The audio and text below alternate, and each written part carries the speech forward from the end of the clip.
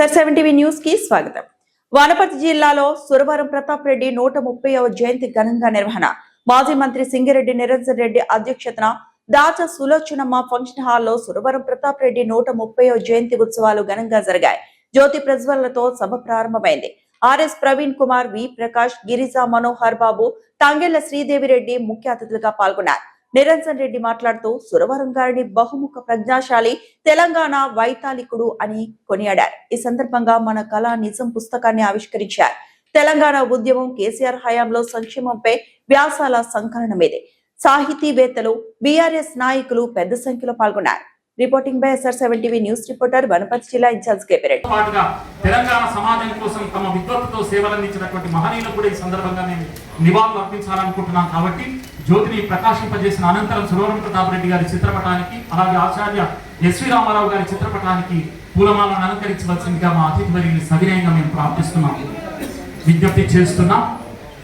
ఆ విధంగా ఆలోచిస్తేనే ఈ విధమైన దృక్కోణం అనేది ఏర్పడుతుంది. ఒకసారి ఆలోచించారు, ఒక మైనర్ బాలిక మీద అత్యాచారం జరిగి తను పోలీస్ స్టేషన్కి పోతే నిందితుడు ఆ అమ్మాయి నాకు వల వేసింది అంటే హనీ ట్రాప్. హనీ ట్రాప్ అంటే తెలుసు కదా మీకు?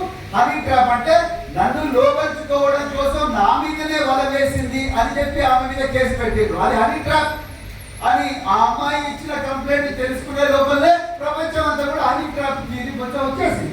అన్ని పత్రికల్లో కూడా కేంద్ర మంత్రి కుమారుడి మీద వల వేసిన అగంతకురాలు అని న్యూస్ వచ్చేసింది ఆల్రెడీ. మీరు చూడండి ఎంత ఘోరం. నిజం గడప దాటే లోపలే అబద్ధం ప్రపంచమంతా తిరిగింది. మరి ఎవరు ఈ నిజాన్ని శోధించాలి? ఏ విధంగా శోధించాలి? మన సమాచార హక్కు, వార్తను నిజాన్ని తెలుసుకునే హక్కు, తెలుసుకున్న తర్వాత దాని మీద మాట్లాడే హక్కు, వాక్ స్వాతంత్ర హక్కు, దాని తర్వాత న్యాయం కోసం రోడ్డెక్కే హక్కు, పోరాడే హక్కు, జీవించే హక్కు, మనకి ఇష్టమైన దేవుడిని పూజించే హక్కు. ఈ హక్కుల గురించి ప్రతిరోజు కూడా పోరాడాలి. గెలిచిన తర్వాత ఆయన ఆశించే వ్యక్తిగతంగా ఏది కోరుకున్నవాడుగా నాకు ఇది కావాలన్నా తిరుగుతాను గురకెత్తున్న ఆయన వ్యక్తిత్వాన్ని మనం పరిశీలన చేస్తే అర్థమైంది. కానీ ఆయన విపత్తు, ఆయనకు ఉండే జ్ఞానము భావి తెలంగాణ కారణం, భావి హైదరాబాద్ రాష్ట్రానికి ఎంతగానో ఉపయోగపడేటువంటి అటువంటి గొప్ప దక్షత ఉన్నటువంటి మనిషిని ఆ రోజు వాళ్ళు క్యాబినెట్ తీసుకోలేదు. ఆయన మానసికంగా హింగురేట్ అయిపోయినా అది మనిషికి ఉండేటువంటి ప్రతిభను వాడుకున్నప్పుడు లేదా ప్రతిభను అవమానించినప్పుడు తప్పకుండా వాళ్ళు నొచ్చుకుంటారు. అది మానసికంగా చాలా ప్రభావం చూపిస్తారు. దక్షత లేనివాడు, అర్హత లేని వాడికి ఇవ్వకపోయినా బాధ లేదు.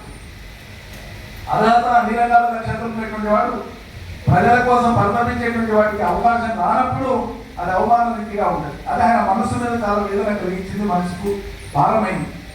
ఆ రోజు ఆయన వాళ్ళ ఇంట్లో ఉన్నారు. 13 మాసాలు మాత్రమే ఆయన ఎమ్మెల్యే ఉన్నారు. కేవలం 13 మాసాలు మాత్రమే. దురదృష్టవశాత్తు ఆయనకు హార్ట్ అటాక్ వచ్చింది. ఎడ్ల బండి మీద తీసుకొని పోతుంటే ఆయన వాళ్ళ కుటుంబానికి కావాల్సినటువంటి డాక్టర్ క్యాబుల్లో డాక్టర్ వెంకటరెడ్డి గారు, వయసు ఆయన కంటే చిన్నవాడు, ఆ వెంకటరెడ్డి గారు తీసుకొని పోయేటువంటి క్రమంలో ఎడ్ల బండి కాబట్టి హార్ట్ అటాక్ అంటే శీఘ్రంగా అతి వేగంగా ట్రీట్మెంట్ అందిస్తే మనిషి ప్రాణాలు తగ్గుతాయి. మనందరికీ తెలిసినటువంటి సురవరం ప్రతాప్ రెడ్డి గారికి ఉండేటువంటి సంతానంలో 4 కొడుకులు ఉన్నారు. పుత్రులు కూడా ఎంతమంది పుత్రుల సంఖ్య, బిడ్డలు ముగ్గురులో ఒకరిని మన వనపర్తి దగ్గర విడపూడికే ఇచ్చినారు. అయితే 3 పెద్ద కొడుకులు గతించినారు. ఇప్పుడు ఒక చిన్న కుమారుడు మాత్రమే ఉన్నారు. ఆయన పేరు డాక్టర్ కృష్ణవర్ధన్ రెడ్డి గారు. సుప్రసిద్ధ వైద్యులు. ఆయన చాలా గొప్ప డాక్టర్. ఆయన చెప్పినాడు ఒక సందర్భంలో, ఏం చెప్పి ఆయన చిన్నపిల్లవాడు తల్లి గారు కారణమైనప్పుడు మా నాన్న కనుక ఆ రోజు మంత్రి మండలిలో ఉండి ఉంటే, మంత్రిగా ఉన్నందుకు ఒక జీప్ ఉండేది. ఎట్లాగో అప్పుడు జీపులు ఉండేది. మా నాన్న దగ్గర కనుక జీపే ఉండి ఉంటే మా నాన్నగారు బతికి ఉండేవారు. ఆ రోజు మా నాన్నగారు బతికి ఉంటే తెలంగాణకి ఎంతో కాంట్రిబ్యూట్ చేసి ఉండేవారు. ఇది విశాలం. అంటే మీకు ఒక విషయం చెప్తా, ఇక్కడ సాహిత్య సభ పెట్టి సాగు రాజకీయాలే ఉన్నాయి. నీకు అందుకే చెప్తా. ఆయన కేంద్ర బిందువు అయినా కూడా మొదటిసారి పల్లెలకు విముక్తి కలిగించే పంచాయతీరాజ్ సంస్కరణ చేసింది ఆనాడు రాజా రామేశ్వరరావు గారు. ఈ పంచాయతీరాజ్ సంస్కరణ చేసినందుకే సురవరం ప్రతాప్ రెడ్డి గారు ఆయనను ఆంధ్ర సంస్కర్తగా తొలి సంస్కర్తగా ఆయనను మొదటి సంస్కర్త అని చెప్పి సురవరం ప్రతాప్ రెడ్డి గారు చెప్పడం జరిగింది. ఆశ్చర్యం అనిపిస్తుంది రాజా రామేశ్వరరావు గారి ప్రస్థానం చూసినప్పుడు. ఇవాళ సురవరం ప్రతాప్ రెడ్డి గారి ప్రభావం రాజా రామేశ్వరరావు గారి మీద ఉన్నది, రాజా రామేశ్వరరావు గారి ప్రభావం సురవరం మీద ఉన్నది, వారిద్దరి ప్రభావం నిరంజన్ రెడ్డి గారి మీద ఉన్నది. ఇప్పుడు వనపర్తి ఒక నిరంజన్ రెడ్డి గారిని ఓడించిన నేనే కాదు, రాజా రామేశ్వరరావు గారిని కూడా ఓడించింది.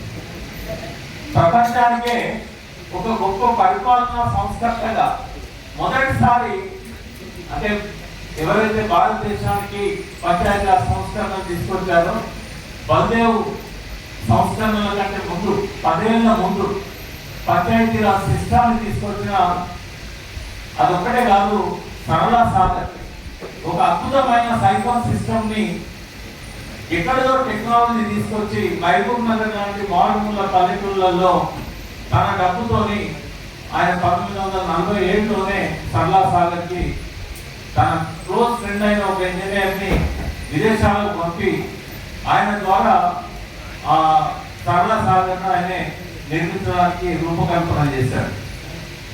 మూడవది ఏంటంటే తెలంగాణ భారతదేశంలో కలవక ముందే వనపర్తి సంస్థానాన్ని భారతదేశంలో కలిపిండు రాజా రామేశ్వరరావు. 1947 ఆగస్టు 16 అంటే జెండా వందనమైన మొదటి రోజే ఆయన వనపర్తి సంస్థానాన్ని భారతదేశంలో కలిపాడు. ఆ తర్వాత 12 నెలలకి 13 నెలలకి తెలంగాణ భారతదేశంలో కలిసింది. సరళా సాగర్ లాంటి ఒక గొప్ప ప్రాజెక్టును ఈ ప్రాంతానికి అందించిన రాజా రామేశ్వరరావు గారు మరొకసారి నిరంజన్ రెడ్డి గారి రూపంలో నీళ్ళ నిరంజన్ రెడ్డిగా ఈ ప్రాంత కరువు పంపడానికి ఆయన రూపం మనకు కనబడుతూ ఉంటాడు. కాబట్టి ఈ మట్టి ఎంతో పుణ్యం చేసుకున్నది. ఇటువంటి మహామహులను కన్నందుకు సురవరం ప్రతాప్ రెడ్డి గారిని కూడా మొదటి ఆంధ్ర మహాసభకు ఆయన అధ్యక్షులుగా వివరించారు.